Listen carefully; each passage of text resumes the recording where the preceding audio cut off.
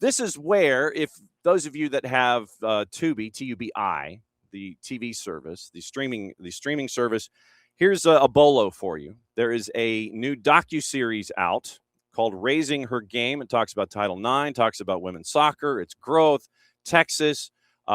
Since I did not graduate from there, we have someone coming up who I cannot show a hand signal to because I didn't qualify to do that.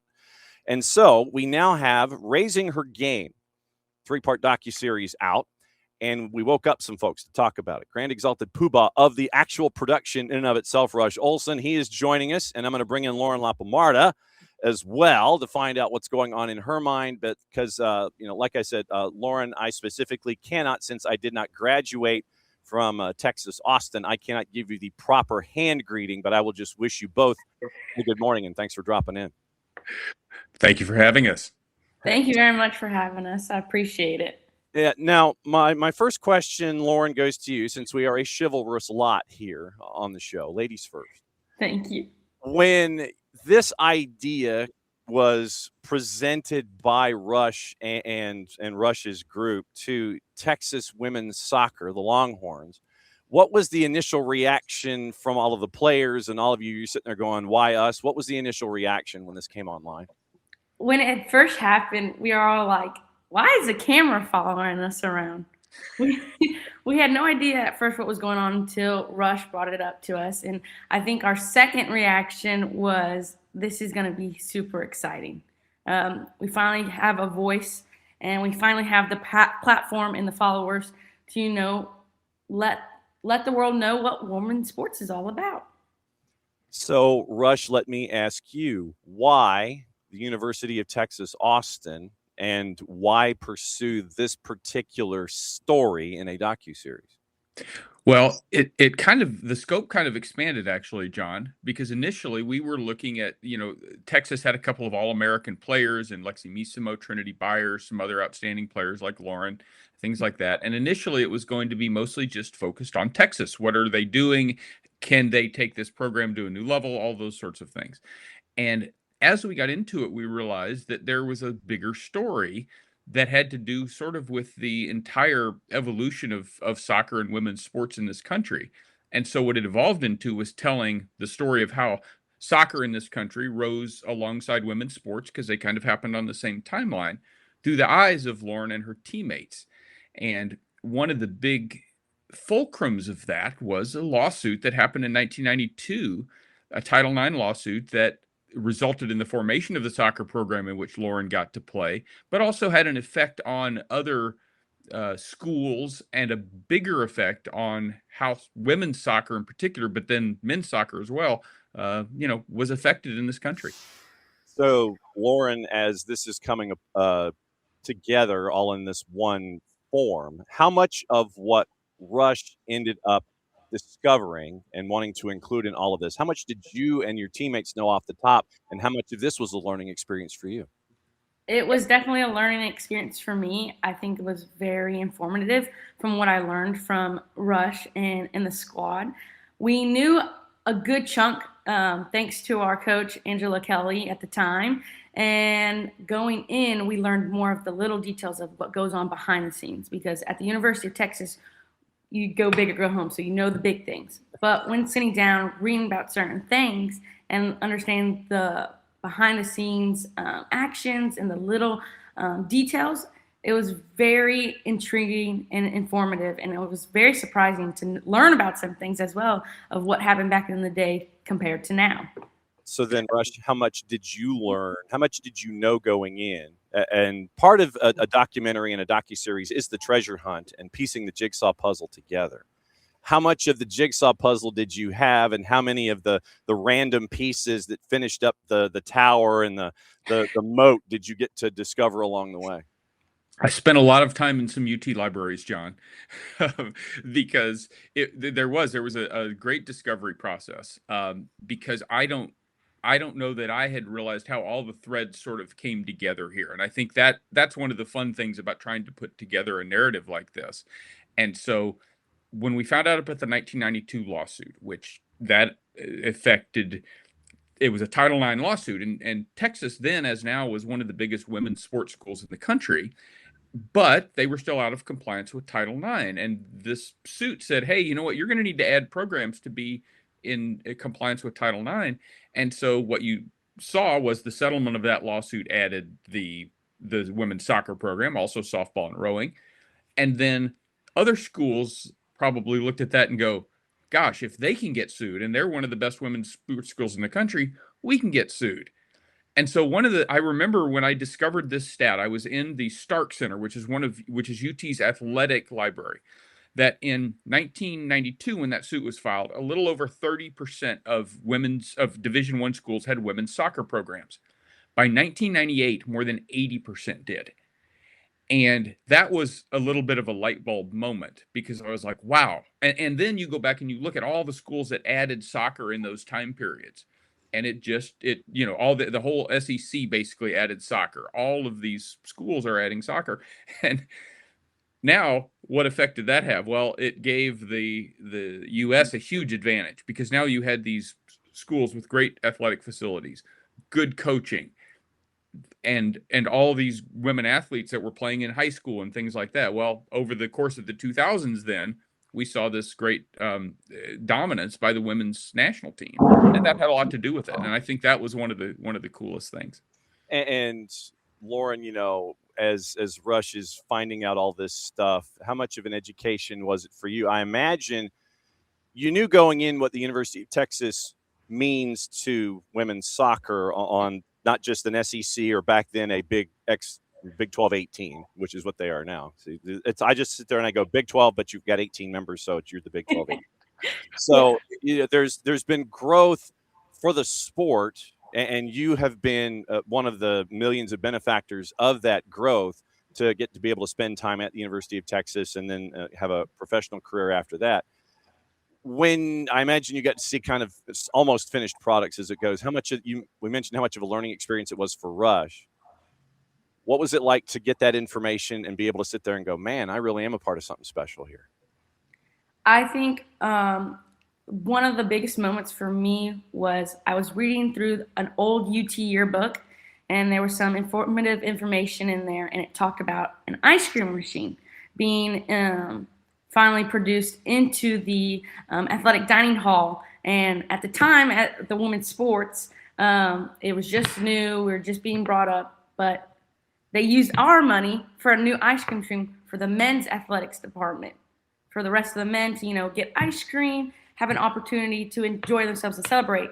Where I was like, what? They got ice cream? And they didn't want to fund and benefit women, as we just went through this big lawsuit. We're trying to grow the sport. So when I look at that moment to where I am today, I'm very, very grateful for the women that paved the way and decided, hey, why not us? Let's build a legacy and let's start a movement for civil rights for women. And that's what they did. And knowing that back then to now, I'm very appreciative and grateful. I think often at times we forget to appreciate that moment, because we wouldn't have the great facilities and the great resources and the great education that we have now today in the 2020s. So I'm very grateful, and just learning about all the information that they went through to, work hard for us, allow us to have a better future for our goal. And for my goal was to go pro. So in order for that to happen, they had to pave the way for me. So I think it's very, very amazing, and I'm very grateful that I got that opportunity. So learning those little small details, I'm very appreciative, and it was kind of crazy for what they had to go through and what we have now. So that was my learning experience, and my main takeaway from that is appreciate everything that's given to you, because you never know what the person before you had to go through. And I'm going to go ahead, Rush. Yeah. Well, and one of the things that we tried to do in producing this was, for a lot of the historical stuff, we try to have the audience learn through the eyes of the players. Yeah. So I found the one Lauren's referring to, I found this old 1975 University of Texas yearbook.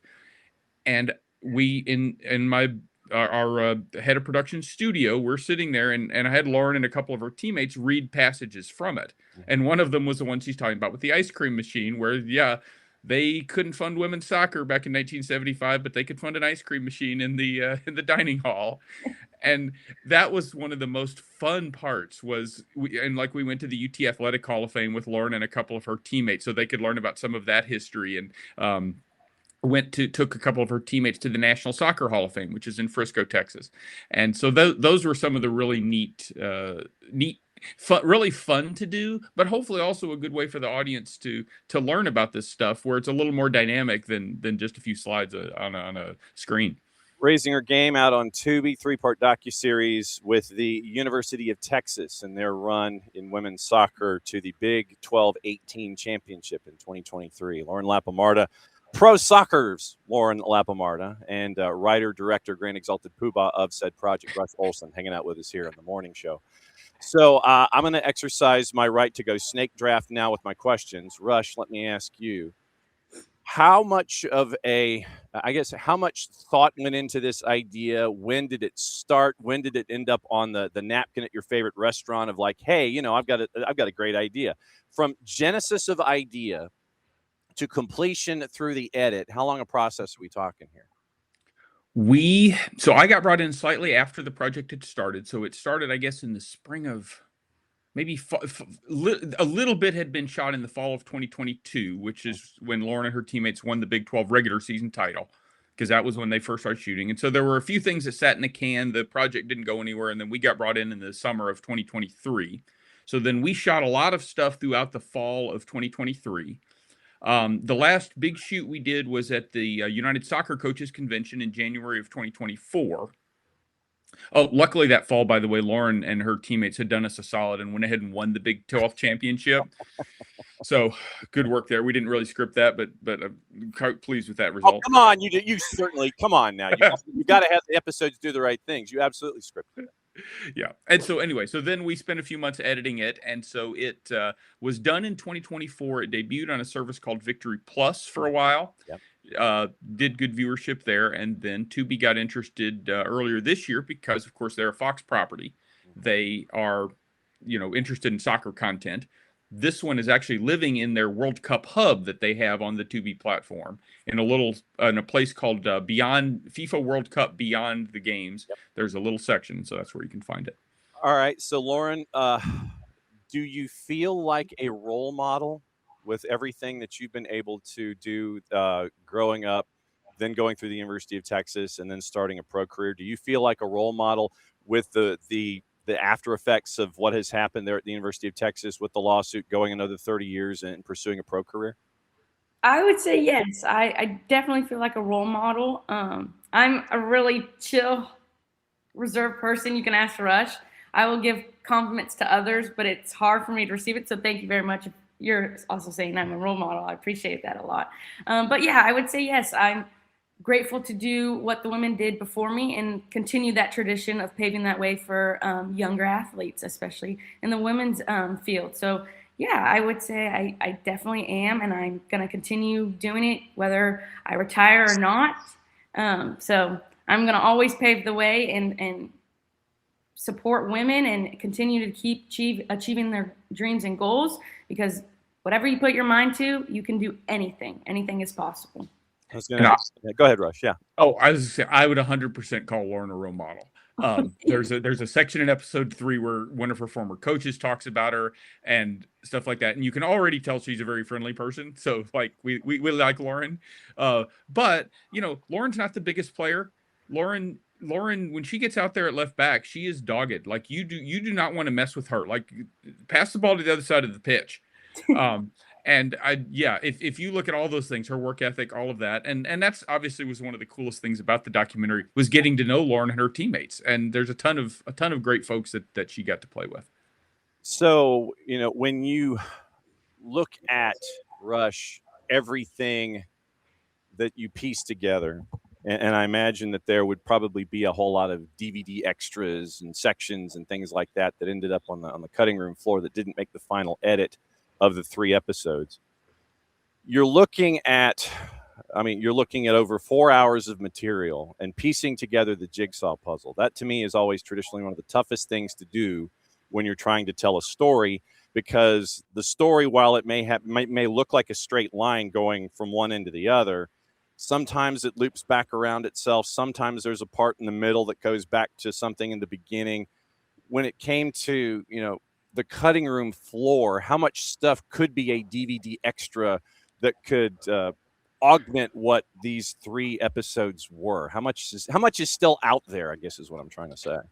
There is definitely still some out there, and you will see it. You'll actually see it trickling out over the next few months. Okay. Because if you go to the Mint Farm Films YouTube channel, we have taken a whole bunch of that material and put it into DVD extras is a pretty good word for it. There's also a website called rhgmovie.com that has blog posts with some of that. And then we're also trying to continue to build content around this. So later this week, probably tomorrow, I've got some interviews that are going to drop that we did with Brandon Aubrey, Cowboys kicker, who was a soccer player, and Eddie Lewis, former U.S. men's national team player. And I talked to them about the college path because both of them came to pro soccer through college, which is not, especially on the men's side, not the usual path. Right. But one of the things that we cover in the docuseries is that college path, and that how do players on the women's side especially, but also on the men's, get into pro soccer and life after soccer. And so, as I'm sure there's a lot of discussion over, does college have a role? Should we have more academies that develop more of our players, things like that? And, you try to look at the big picture of that and how, if you're thinking about just the big picture, should college soccer have a big role? And I'll let the viewer watch what we put out there and judge. There you go. The answer should be choice D, all the above, and blank yes. College soccer should have a role in addition to the academies, and it should all. We've been firm believers of rising tide lifts all boats. And Lauren, when you started at Prosper High, and you were doing the UIL thing, and we know how competitive and cutthroat the UIL can be, regardless of sport. And when you look back at that and you see where you are now, what does soccer mean to Prosper, Texas? What does it mean from what you've been able to see through your time in Austin and in the college ranks? Because you're going high school, college, pro as your path. And then you got the chance to kind of sample it in Italy, and then you've come back to Texas and see what's going on professionally here. What does it mean to Prosper as a part of the larger picture from what you've been able to gather over time? Oh, it means a lot to this small town. Grew up here in Prosper. It's small town, big heart. Very known for our football, so shout out to them. We have an excellent program. So when I first joined, I had the privilege of joining a lot of great individuals at the time, and I'm still best friends with them, one of them being my sister. So for when we first started to where it's now, we were still uprising and coming. Gotta give it some growth. Like I always say, Rome wasn't built in a day. Mm-hmm. So once you got to the final product, we were the first team, and I'm very privileged to say this, first team to get to the regional final and break into some new territories that the program hadn't been. Mm-hmm. And it was to make history, and it was awesome. And seeing the town come together and really invest into the women's sports, because we're such a dominant team or individual school in football, and it'd be like, hey, we're actually pretty good in soccer too, on both the men and women's side. So seeing that to now, which shout out to the class, I believe, correct me if I'm wrong, class of 2022, I believe, they finally won state championship in the UIL in Texas. And coming out of UIL, Texas, like you said, it is tough. Mm-hmm. We have some of the top talent here in Dallas, Texas, which is awesome to see.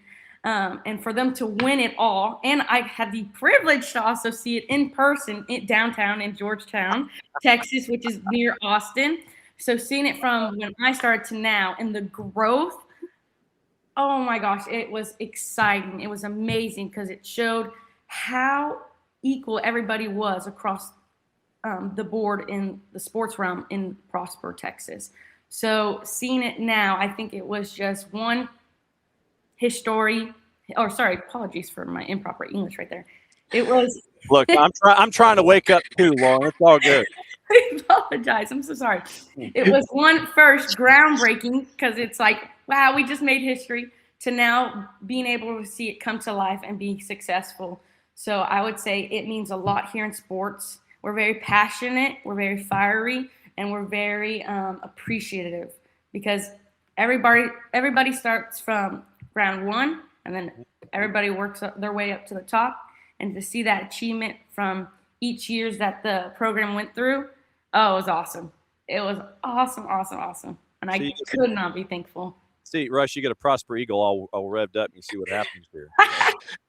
I didn't go to that this year, but I did go to one of the days of the soccer state championships here this year. And it is really fun to see. I mean, soccer obviously has grown a great deal, and they're supporting their schools. They are out there. I mean, it is, is it a football state championship? No, not quite, but it's in a big stadium, and there's a lot of fans there, and it's pretty cool. Yep. And we are part of that here in the state of Georgia as well, with our efforts and impact at the Georgia High School Championships. So if there's ever an opening for me to ask a high school question, I'm going to ask a high school question. All right, Rush. Last question goes to you. What do folks need to take away from watching this docuseries? Obviously, a lot of folks know about the sport, and there are lessons embedded in the docuseries. But what are the bigger lessons here that you hope folks take away from all of this? Whether it's warning signs, lessons, all of that. What should folks take away from this other than sitting there and enjoying 3 parts of a docuseries? Well, certainly, you always hope it makes them think and think about some of the issues we cover, such as player pathways. Role of college soccer, thinking about that history and how people did, do things to create opportunities for others.